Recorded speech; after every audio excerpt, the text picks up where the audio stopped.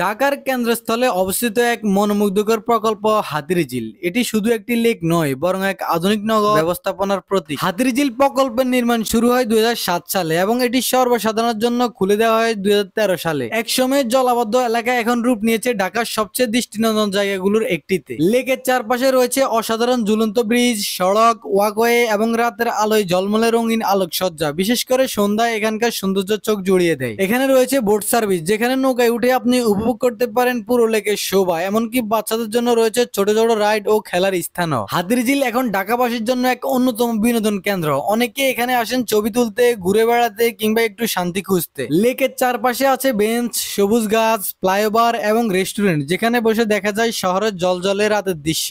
সকালের হাঁটা হোক বা রাতের শহর দেখা, হাতিরঝিল সবসময় আপনাকে দেবে এক বিশেষ অনুভব। ঢাকার কোলাহল থেকে একটু দূরে, অথচ শহরের মাঝে হাতিরঝিল যেন এক নিঃশব্দ সুন্দর শহরের হৃদয়। নিত্য নতুন এমন ভিডিও পেতে আমাদের চ্যানেলটি লাইক, ফলো এবং সাবস্ক্রাইব করে রাখুন।